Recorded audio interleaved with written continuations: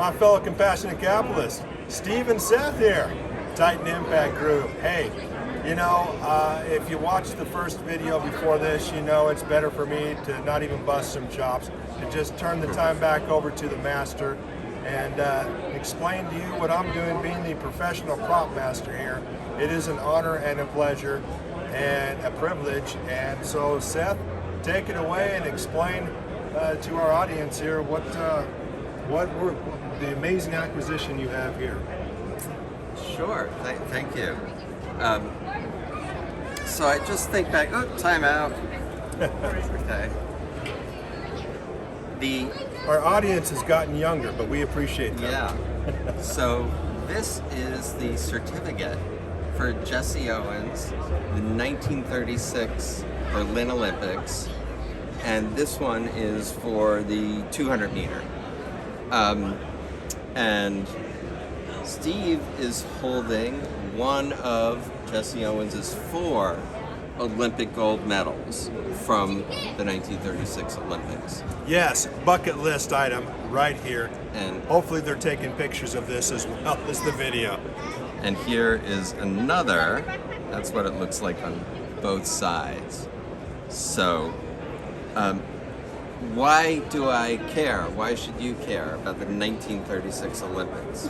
Well, again, it's a moment in time that we could learn so much from.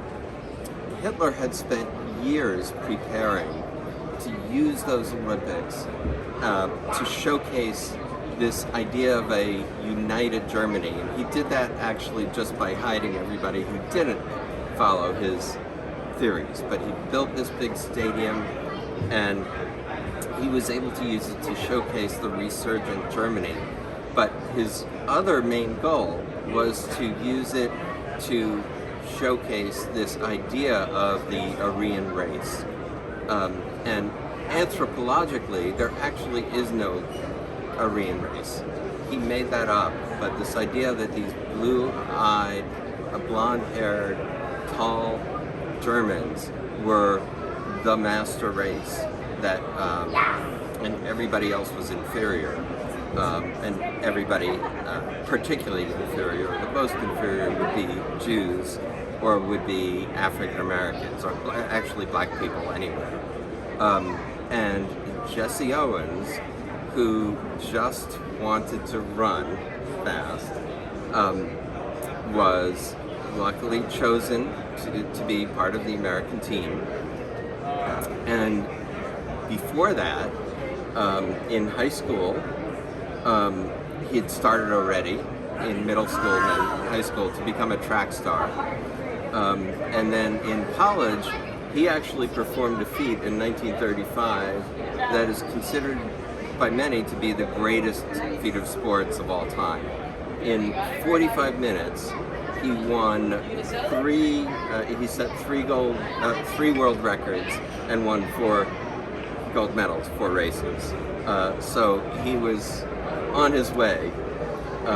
And then he shows up in Germany, and Hitler had invested a lot of time and effort and money to develop the best athletes, and really thought that they would win everything. And Jesse Owens comes and wins his first gold medal. And then... Yeah, I mean, it's something too, and I don't mean to interrupt you here, but it's mind-blowing as we're hearing this. You got to remember, Jesse Owens' grandparents were slaves. His father was a sharecropper. He had battles with chronic pneumonia all of his childhood. This is somebody who could not be more disadvantaged or have a better excuse to not succeed in life. And to go up against someone who was sponsoring an event, who actually believed that there was an Aryan race. Forget the fact that he was a brown-haired, black-eyed, or excuse me, brown-eyed, black-haired Austrian. Right. But hey, you know, the facts don't matter if the propaganda is big enough. And that's, you know, to have heroes like Jesse Owens and basically tell Hitler, here, hold my beer. And by the way, and not just once, and twice, or three times, but 4. And the 4th is controversial not because of anything Owens did. He was scheduled to run the 3. He won all 3, and the only kind of people that the head of the American Olympic team disliked more than blacks were Jews. And so he pulled the 2 Jewish members off the team and put Jesse Owens on. And Jesse hadn't run the relay, but he opened up that race, and they set a world record that held for a couple decades. And by the way, from that 1935, the record he set in the long jump held for more than 25 years also. Those who say that it's impossible should not stand in the way of those who are doing it. That's all I'm saying. Yeah. And he then comes home to America as this hero. There's a ticker tape parade. He's welcomed by the mayor of New York. Gets off the boat. Actually, that's when he gave his first medal away to a guy named Bill Bojangles Robinson, no relation to Jackie, but a famous entertainer who had made all sorts of promises about helping Jesse capitalize on his fame and make a living and all. Jesse had been basically kicked out of the sport afterwards because he was being used by the American Olympic Committee, headed by a really horrible, racist, anti-Semitic, just horrible person who was totally aligned with the Germans. And like they'd send him across, they did some races in Europe before they came home. And it was their responsibility. They weren't being fed. They weren't being, boarded and treated well, but they were told, show up here and run. And so finally, after doing that several times, he said no and got kicked off of the Olympics. And when he came home, was never able to get a job in sports, like to be an athletic instructor. But the day, you think about the triumph, and the day that there's this ticker tape parade, and then there's a dinner in his honor at the Waldorf Astoria Hotel, and he's not let in the front door. And they tell him he has to go around to the freight elevator. And Franklin Roosevelt, who, did a lot of wonderful things, did some horrible things, was not a racist, but Franklin Roosevelt did not welcome him or the other 8 African Americans who won medals at the Olympics. Did not congratulate him, did not use this opportunity to create sort of a binding moment. And there are good reasons for that, you could say, political good reasons. He was worried about keeping the country together. He was worried about not doing anything to create more strife in the South, as America was trying to keep his head buried in the sand and pretend that what's happening in Europe isn't going to affect us.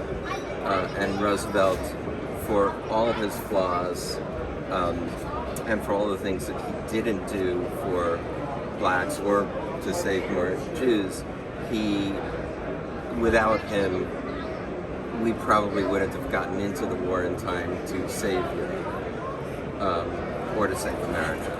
And, just the repercussions, like, why do I care about history? And I started to think that people, 36 was too long ago. People don't remember. It doesn't matter anymore. And then a month ago, with the invasion of Ukraine, here it is again, because we had this before. Just like Hitler started with Austria, which was sort of by mutual consent election, but then, he just needed the Sudetenland, the German-speaking part of Czechoslovakia, nothing more. And so in Munich conference, the appeasers say, yes, make him happy, we don't want to go to war. And the lesson that we should always learn is, you don't make a dictator happy by giving him what he wants, you make him want more. And so then Sudetenland, and then all of Czechoslovakia, and then Czechoslovakia, and then Poland. And, we had this Crimea, it was 2014, and the West didn't want to fight and didn't want to give up its oil. And so let them get away with it. And Donetsk, and let them get away with it. And now Ukraine, and finally the world is showing their spine. And, one minute. I'm so sorry. You can cut this out, I hope? Yeah, we'll edit it. I'll be back in like 15. Oh, that's fine. Great. Sorry. Okay. Sorry.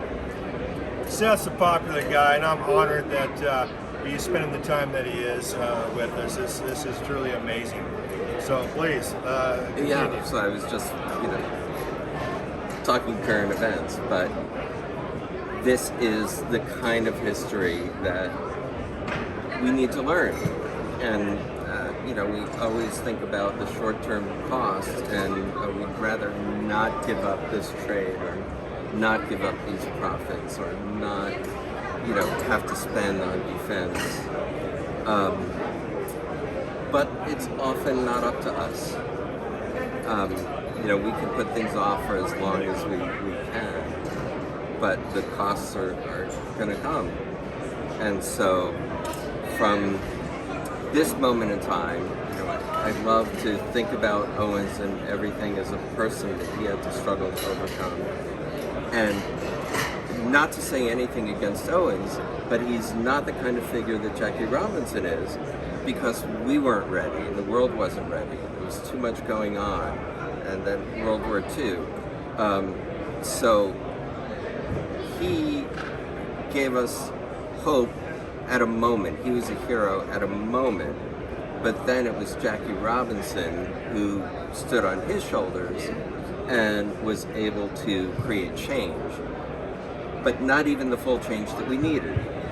Then it was Martin Luther King, and then it was, and there was an interview with Martin Luther King when he was introduced, not, one would think not unusually as the founder of the Civil Rights Movement, although there's really no single founder. But King reportedly said, no, I'm not the founder of the Civil Rights Movement.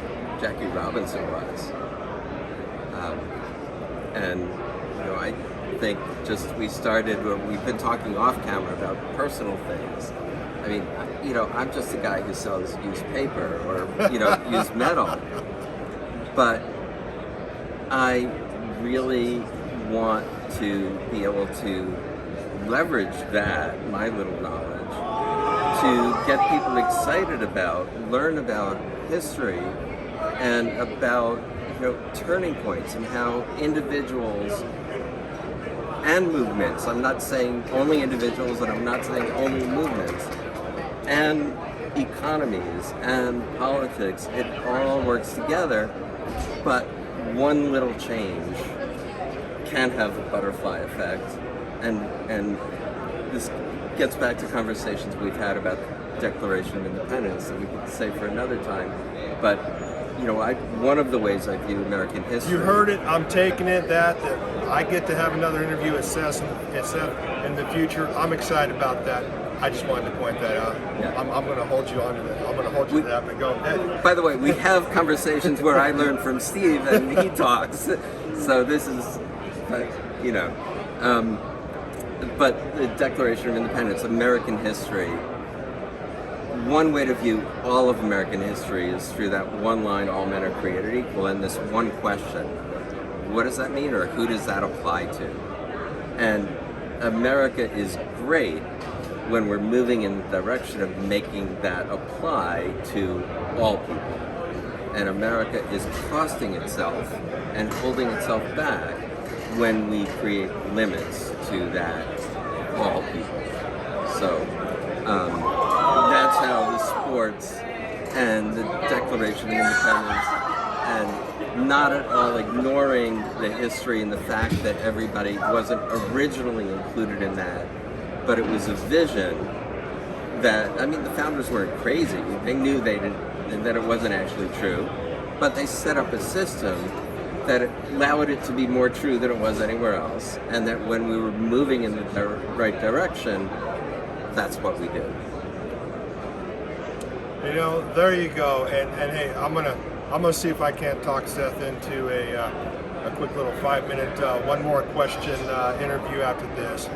But as it's to summarize everything that has been said so far, what is history but the study of human nature? And what is your human nature when it comes to never awaking on the American dream?